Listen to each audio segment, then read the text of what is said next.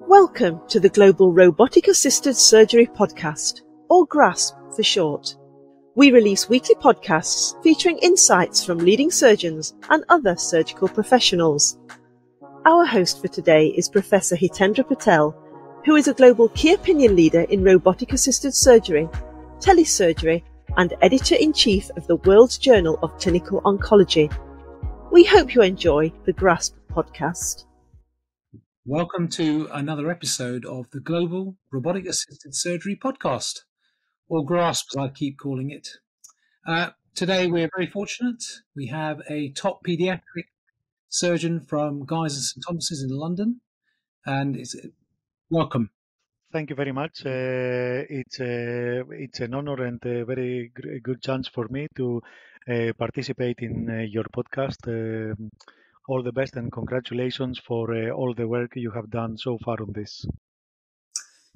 Thank you. So let's just jump straight into it. Tell me, what made you become a pediatric robotic surgeon? What drove you there?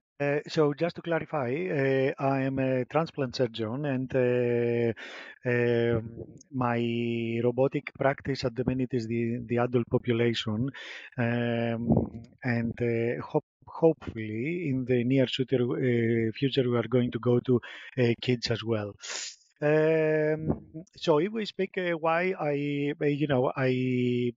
joined the pediatric transplant team, we are 6 surgeons that manage all the pediatric London population that needs transplantation for kidney.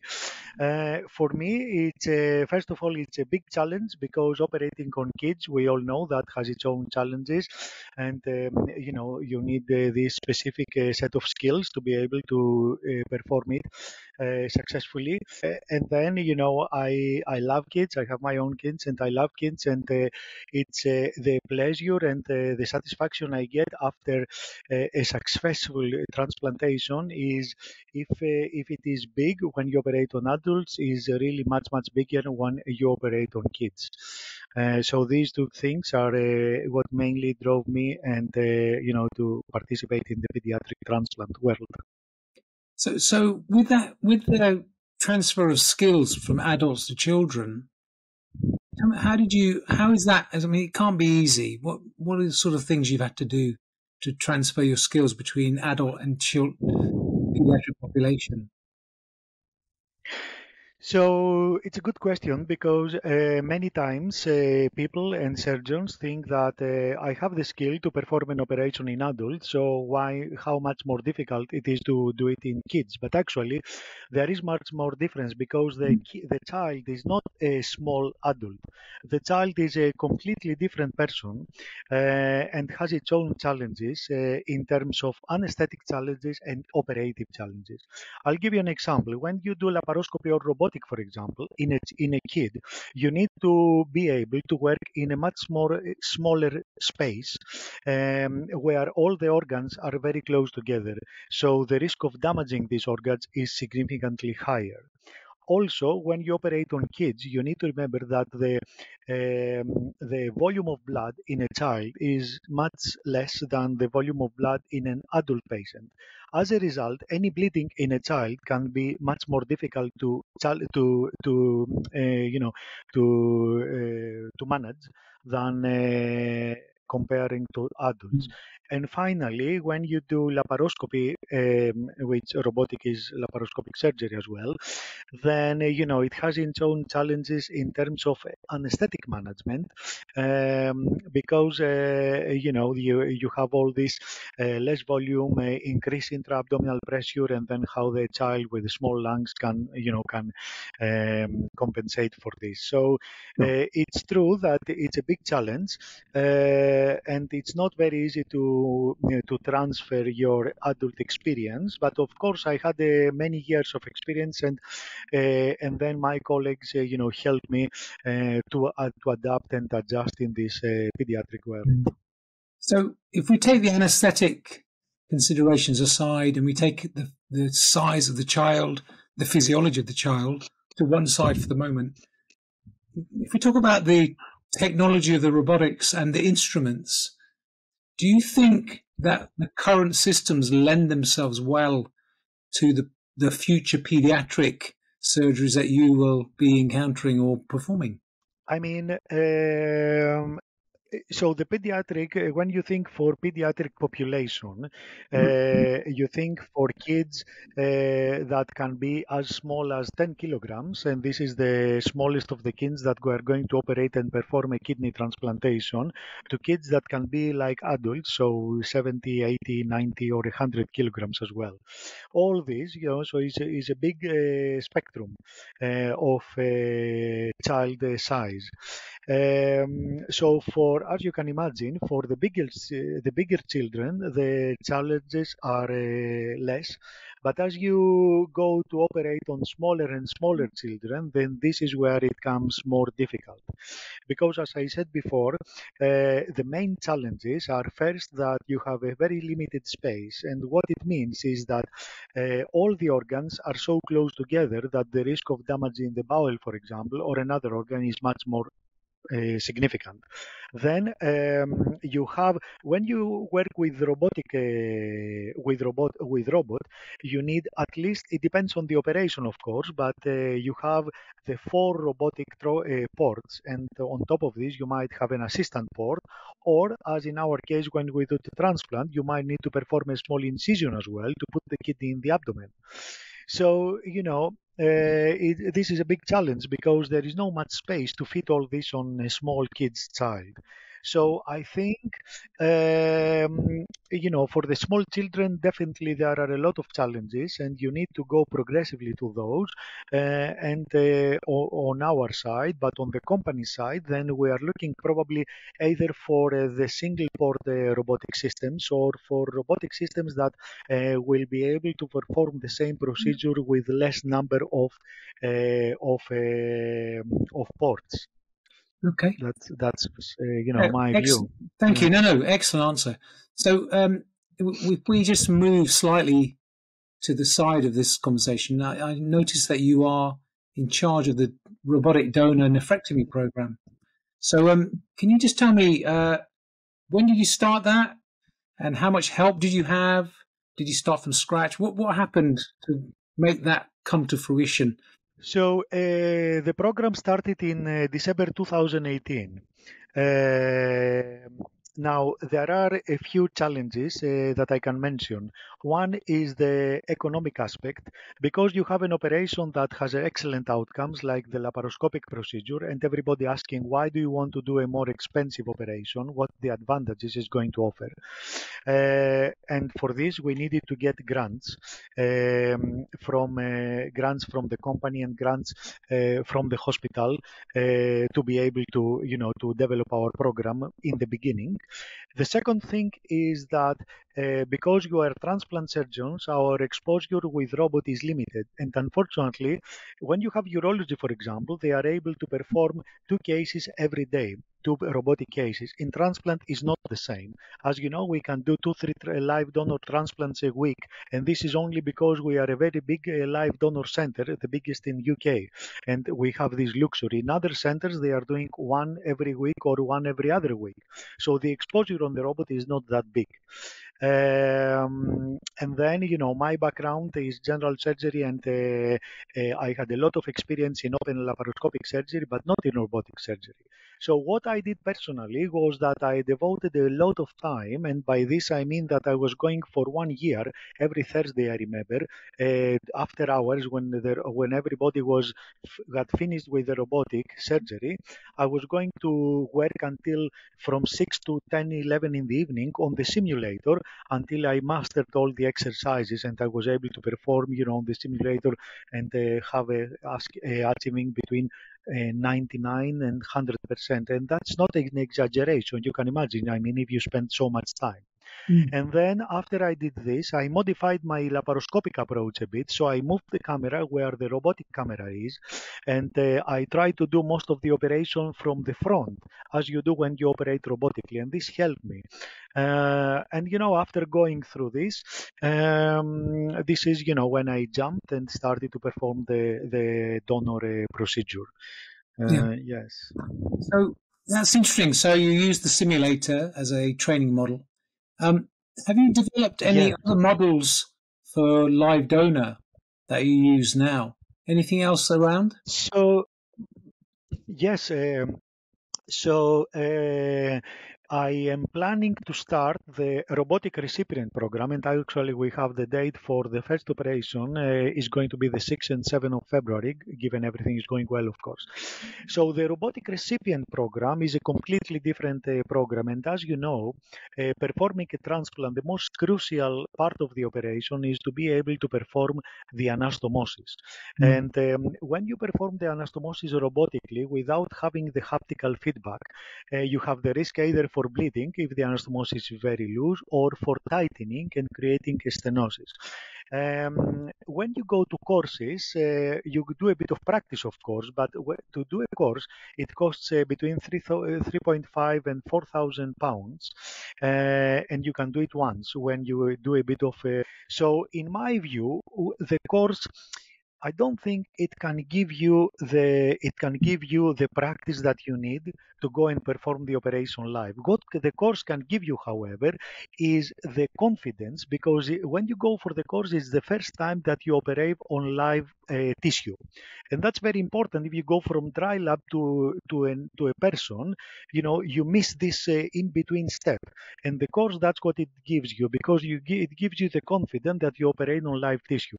Here, however, we developed our own model where we 3D printed a kidney and a pelvis, and then we use some deceased donor vessels that we get when we get the kidneys for a deceased donor transplantation.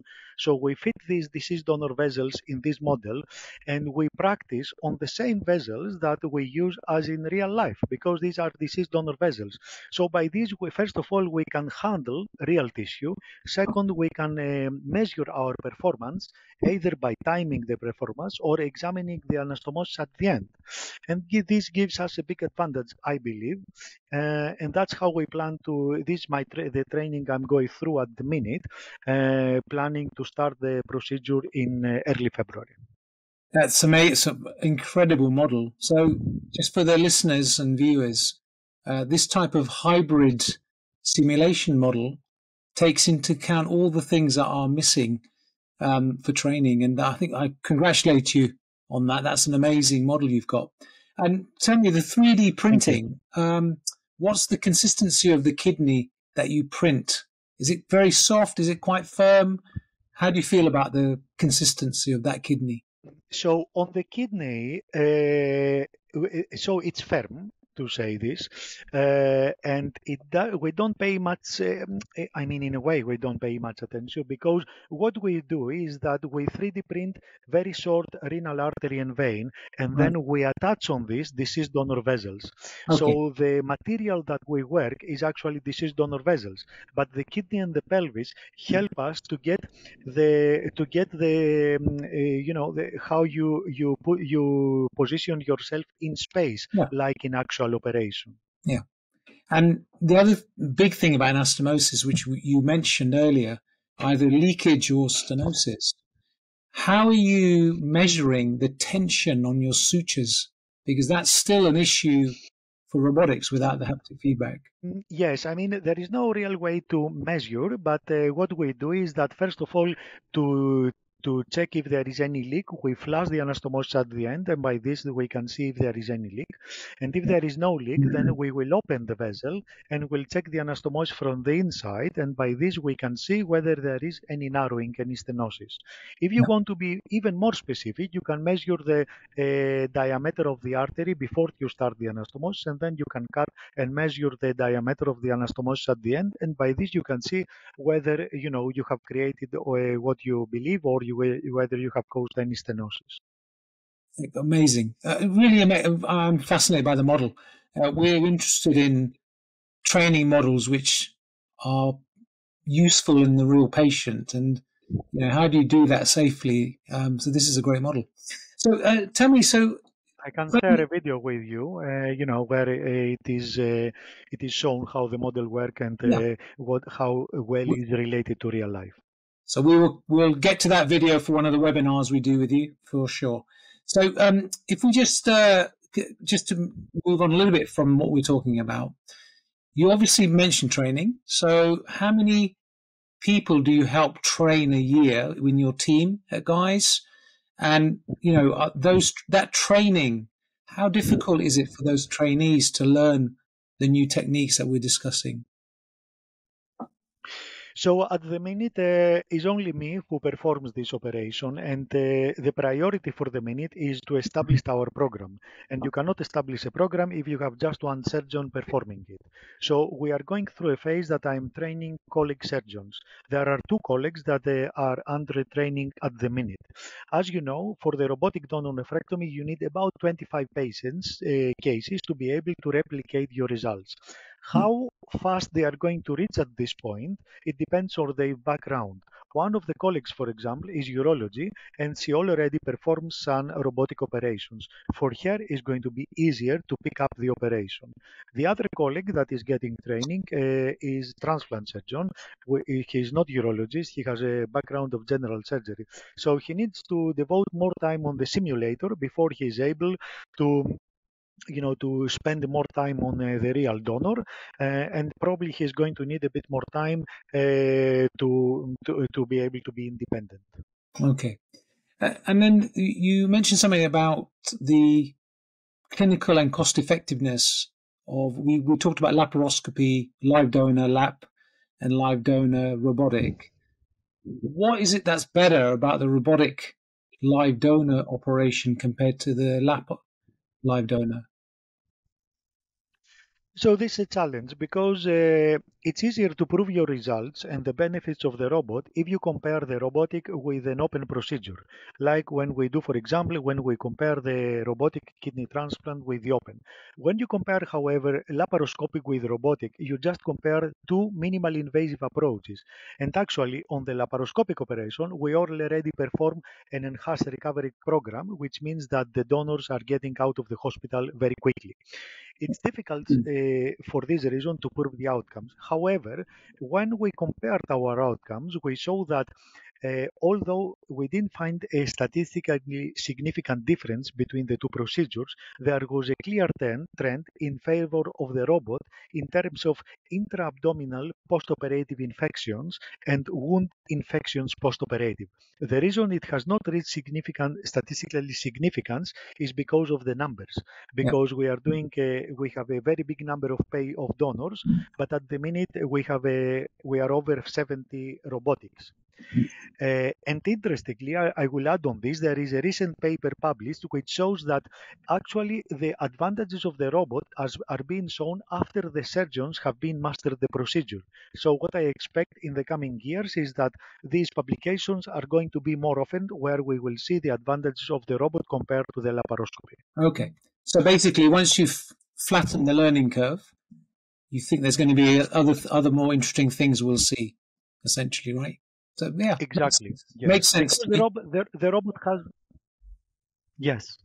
No, the robot has some advantages that you cannot challenge. For example, the magnified view, 3-dimension, better freedom of instrument handling. So all this, I expect, will be translated into better outcomes for the patients when you compare to laparoscopy. Okay, that's amazing. So you've given us a nice overview of what you do in terms of training and teaching and new things you're doing. Just to slightly change the subject, a lot of the viewers and listeners, they love to know what makes a surgeon tick, what makes you tick. So one of the things is, what would you like to do when you're not doing surgery? So what do you like to do when you're not doing surgery? Surgery again. I'm saying it with a smile. I know you are a very high volume surgeon, but when you're not doing surgery, how do you relax? How do you unwind? What do you do? So I'll tell you.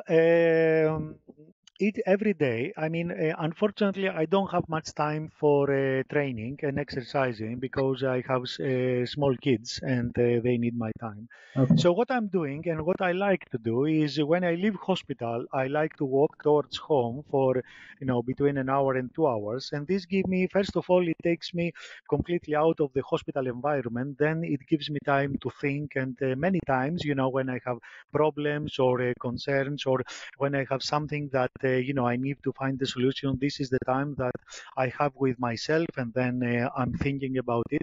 At the same time, this is my exercise, which I think it keeps me fit. And then, of course, I spend, a lot of my time with my family and my kids because they are still young, so they need a lot of time from me.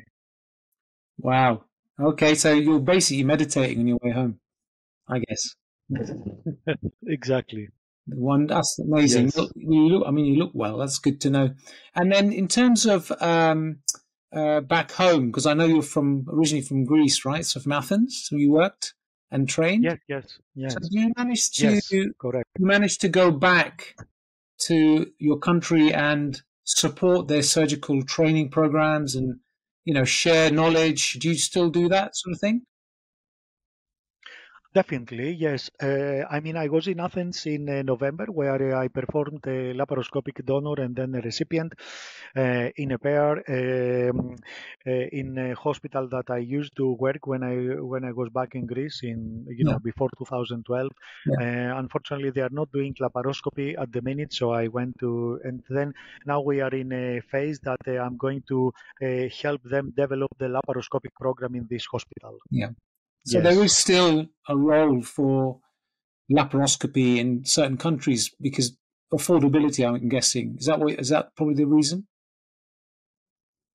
Yes, correct. In this hospital, for example, they don't have a robot. In Athens, they have a lot of robots, but only in the private sector, not in the public sector so far. Yeah.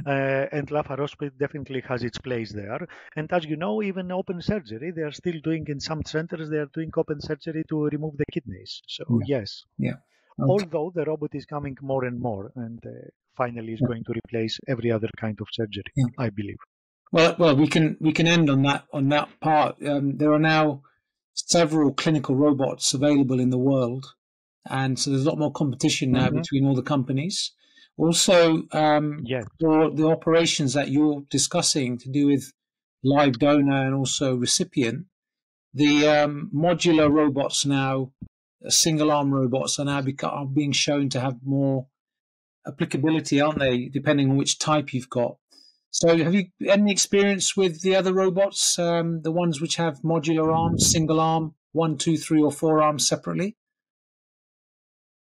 So I have tried, but I have used in clinical practice the CMR and the Hugo robot. We have both in our hospital. And then, yes, and I haven't used anything else at the minute, although I'm aware for other models that are in the market. Okay.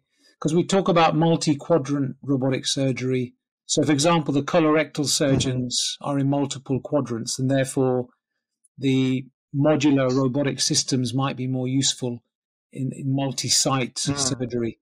So, anyway, something to think about. We've had lots of different comments on this over the past podcasts that we've done. So, I'm sure we'll have a lot more going forward. Which robot is the best for your specialty? But that'll be another question for another day. Okay, well, Dr. Jones, it was an absolute pleasure to talk to you. Time has just flown. You're a very lovely man to talk to. Amazing career in the past and going forward. And I look forward to February when you do that first case. It'll be interesting. Maybe you can come back on and tell us all about it. Of course, it will be the pleasure. It's a pleasure to be here today. And yes, we will meet again in the future. Thank you so much. So, from the Global Robotic Assisted Surgery podcast, I'm Professor Hitendra Patel. Thank you for listening and watching. Thank you for listening to the Global Robotic Assisted Surgery podcast, or GRASP for short. Please subscribe to be updated with all of our new podcasts coming out. If you would like to learn more about robotic assisted surgery, please go to www.roboticsurgerypodcast.com.